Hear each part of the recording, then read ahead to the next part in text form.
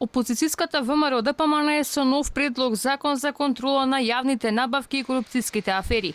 Предлагаат формирање на Македонски национален совет за политика за борба против корупцијата. Советот би имал советодавни, координативни и контролни функции во однос на антикорупцијските политики.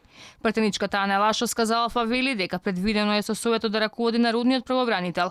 Очекуваат нивниот предлог да добие поддршка и од владеачкото мнозинство. Предлагаме во овој совет да земат учество представници на извршната, на законодавната власт, на судската власт, на локалната власт, представници на невладините организации и издруженија во Република Македонија.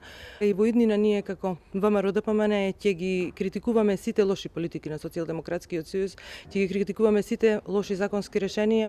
Од март годинава по колективните уставки на членовите на антикорупцијската комисија, оваа институција функционира само на хартија. Ден по референдумот беше распишан и оглас за избор на нов состав на комисијата, на кој како што дознава Алфа се пријавиле 39 лица. Вчера и Собраниската комисија за политички систем ја почна дебатата за новите членови за кои опозицијата реагира дека воопшто не се компетентни за функцијата. Владата вчера во собрание пушти нов предлог закон каде што предвидува нови услови за претседател и за членови на оваа антикорупцијска комисија. Дали ова значи дека владата ова антикорупцијска комисија која што мора да избере по постоечкиот закон ќе биде со одреден рок на работење и која е целта?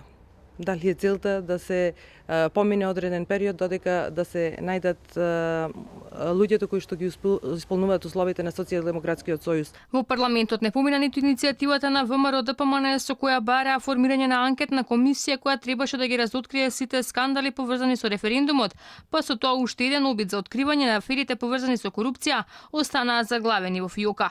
На 3 мај и Греко во последниот извештај наведува дека Македонија е една од 4 земји во Европа со најголем број неспроведени препораки, дури 6, за спречување корупција кај претениците, судиите и обвинителите. Но она што посебно алармира е фактот што таква организација при Советот на Европа забележува дека Македонија е единствената земја без ниту една спроведена препорака, па ја става на исто рамниште со Албанија.